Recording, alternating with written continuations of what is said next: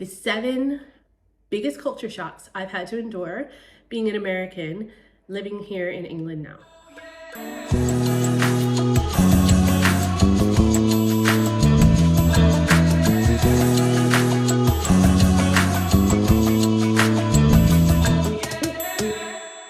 So number 1, the weather. Not just the weather in general, but the weather patterns. It changes so quickly here. There have been days where it's been really cold and rainy, and then around like mid-morning lunchtime it's sunny and warm, there's not a cloud in the sky, and then by like 3 or 4 o'clock in the afternoon it's really dark and really cold and the wind has picked up. It's freezing by the next morning. It changes really quickly here. But the good thing about it is it's not as extreme as it is in the Northeast of America. In Northeast of America, you get frigid temperatures plus ice plus lots of snow or lots of rain, freezing rain, and you get extreme heat and humidity. But the UK weather here has been a huge culture shock for me. The second thing is the accents. So in America, because it's so big and it's such a melting pot of people, I'm used to different accents. But when I came to Britain, I thought there would be a few different accents, but there's a lot of different accents even between like counties. But I wasn't expecting that it be so that diverse here. Number 3, the cost of living. Everything's really expensive in America.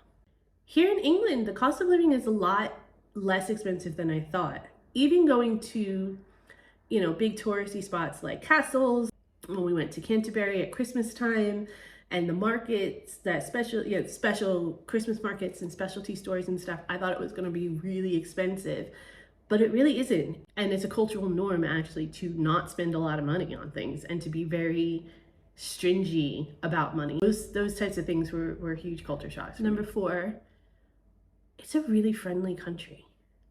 Now, England has a reputation of being a little bit stiff, a little bit pretentious, and just shut up and get on with it kind of attitude, which is, for the most part, people are really willing to help and in a very genuine and non-fake way. But I didn't expect it from strangers, and I didn't expect, that kind of environment to just be conducive to being helpful and friendly. Number 5, this is something that I love, but the walking culture here is like supreme, because obviously a lot of the towns have been around for hundreds of years, and it was well before you could get wagons and stuff into it. The culture in America is centered around driving, centered around having to have a car to get anywhere. Walk to someplace is very rare unless you're in the cities.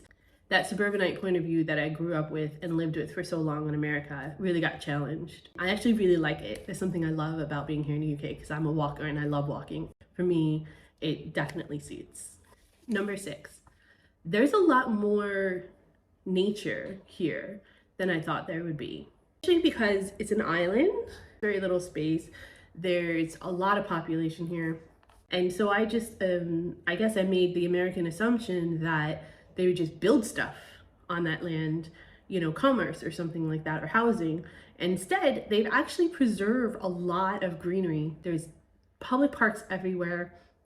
There's trees and flowers everywhere. In the springtime, it's like a garden everywhere you go. I just really enjoy seeing that, and that being a priority in such a urban and developed country that has been around for so long, especially compared to America, where they would basically pave everything and make it a parking lot if they could make money off of it. And lastly, biggest culture shock for me is the sense of community, that people actually want to help, that people actually want to preserve nature, that people actually want to preserve the heritages, the British history. People actually take a lot of pride in having a good community, because it's a sense of keeping the community safe, keeping the community going so that everybody can enjoy it. That sense of community was a huge culture shock for me, but it is something that is my favorite thing about living here in the UK.